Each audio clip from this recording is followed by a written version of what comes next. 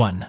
Upper class, which is known as the highest level of society and consists exclusively of those with considerable wealth and power. The upper class in America is the highest level of society, consisting of those with substantial resources and power. They are sometimes referred to as the wealthy or the capitalist class. These are the individuals who have great power over the country's media, political, and economic institutions. Members of the upper class have a big impact in different areas. They're in charge of big companies, deciding things that affect lots of jobs. They also own major media outlets like TV stations and newspapers, so they control what information we get.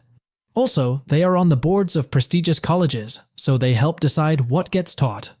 They're also big on charity, setting up foundations to help out. And when it comes to politics, their donations can persuade politicians to protect their interests. This group is split into two categories: lower upper and upper upper. Lower upper class. People in the lower upper class are those who have made money from investments, commercial endeavors, and other sources. Since their wealth isn't passed down through the years like that of old money families, they're sometimes referred to as new money. Most members of the lower upper class are self-made, having a low starting point and working their way up. In the modern world, the lower upper class is very powerful and wealthy, even though they may not have the established status of old money families. They can afford fancy houses, private jets, expensive dinners, and all sorts of luxury stuff. Upper class. The upper class consists of noble and high society families with hereditary wealth, referred to as old money.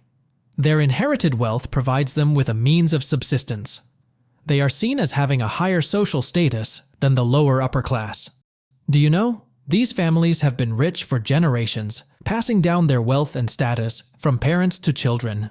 They live off the income from their inherited wealth, so they do not need to work for a living. So, the upper class is seen as more prestigious than the lower upper class. They have strong ties to high society and are frequently well connected in the commercial, political, and other elite spheres. 2. Middle class. Do you know? Many people, including most Americans, see themselves as middle class, but the definition varies. Some who make $150,000 a year consider themselves middle class, while others earning $30,000 do too. This is why, in the US, middle class is divided into upper and lower categories. Upper middle class. People in this class often have bachelor's and postgraduate degrees, usually in fields like business, management, law, or medicine. For them, comfort is important since they have stable lives and work hard.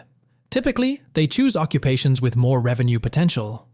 Many sociologists use the term upper middle class to describe the higher status members of the middle class. Sociologist Max Weber describes this group as individuals who possess advanced education, typically hold graduate degrees, and enjoy financial stability.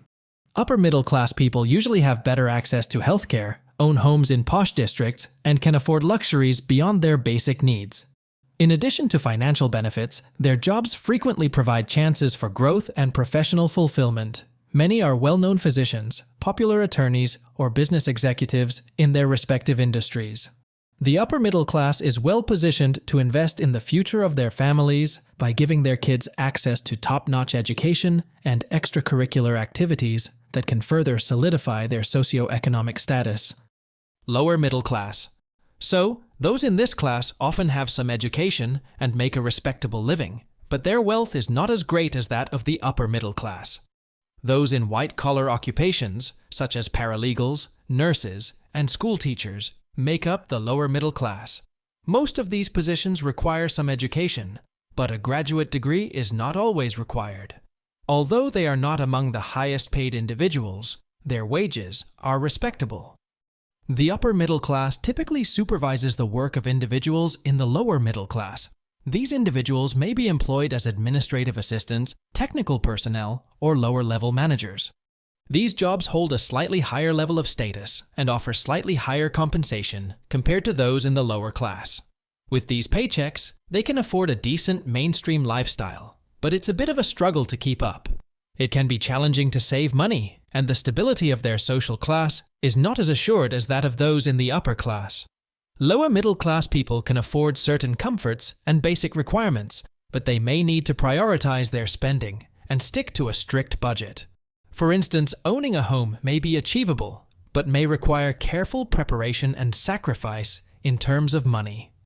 Because they support the operation of several companies and organizations and add to the workforce, members of the lower middle class play a critical role in both the economy and society.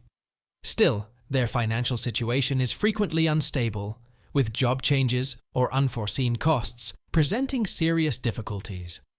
Despite these challenges, members of the lower middle class show resilience and determination in their efforts to support their families and take advantage of possibilities for growth.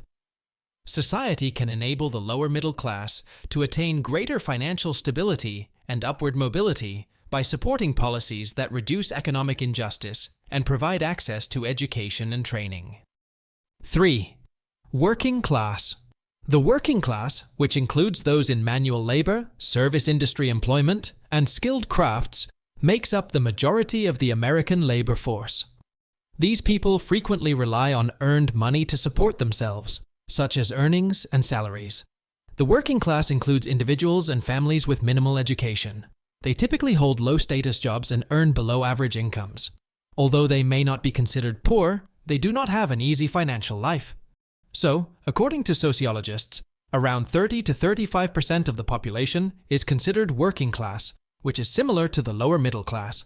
These are the people doing jobs like clerical work, retail, or manual labor. Sometimes, even lower-level office jobs, such as secretarial work or call center roles, are seen as part of the working class. People with specific skills in this group, like carpenters, plumbers, and electricians, are often referred to as blue-collar workers.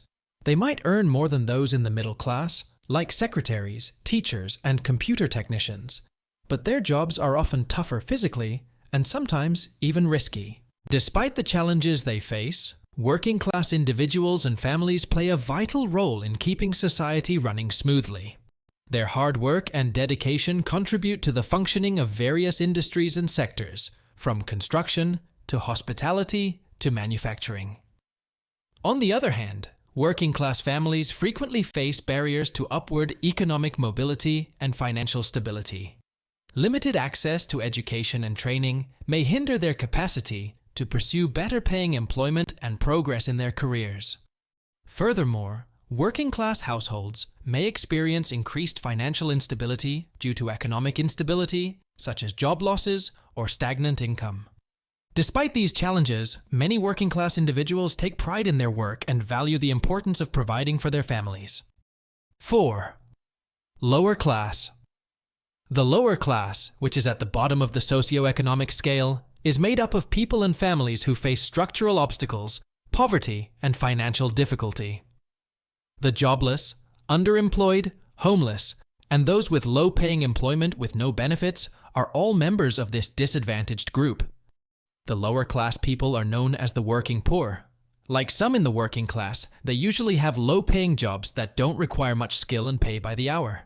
But unlike many in the working class, their jobs often don't come with benefits like health insurance or retirement plans, and they might only work seasonally or temporarily.